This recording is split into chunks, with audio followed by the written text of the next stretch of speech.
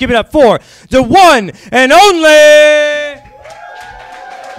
Just want to say something to the audience before I start. You know, I've been going through a lot. I grew up in foster care. My little sister was raped in front of me when I was 7 and she was 4.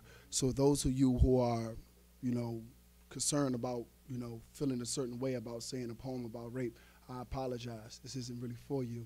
This is to get my feelings out. This is therapy for me. It's called She Was Only 15. It was the chemistry of a girl and a man. And see, he was pimping me since I first shook his hand, and I didn't understand it. It was like love from a whole nother planet, but I gotta admit, I was happy in a way.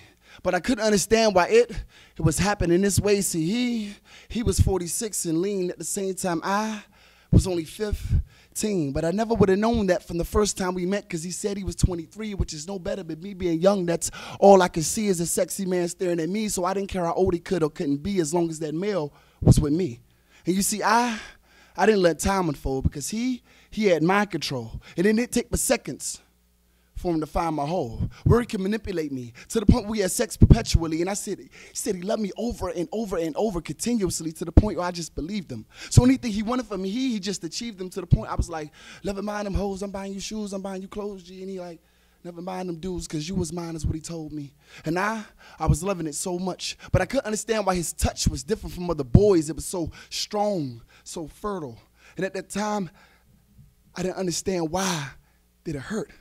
It was so strong, so fertile, but I wasn't caring. See, he had mind control that was overbearing.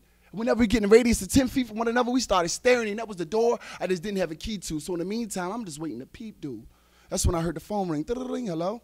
Is D there? I said, no. How old are you? 15. You know that man is 46 years old? I just hung up the phone. I thought I was a disgrace. And you would have thought the same thing. You sort of look on my face. Not knowing who that was, I pressed *69. I got to talk to her just because I got something on my mind. I picked up the receiver like, sorry for hanging up. I just called back to say, what's up? Are you a friend of Daryl? No, I'm a lawyer, child. Working with who? Tell. Never mind, it don't matter. This man he put under the jail for what just happened. What did just happen? He continued to manipulate me. If that's the case, he raped me perpetually.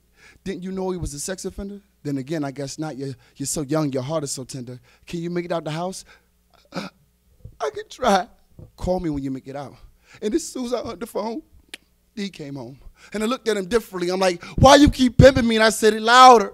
It got lower. Because he started smiling and got closer. That's when I had to shut my mouth. And he threw me on the couch, unzipping his pants, put his thing in my pouch, and I'm screaming. I'm screaming like, please don't rape me. Please stop. Please. And my eyes started tearing because of the pain. See, like, God, please help me. Why me? How could such be so mean? Why me? How could he be so fucking mean? And you got to realize he was 46 and I was only 15. Please, please, guard your children.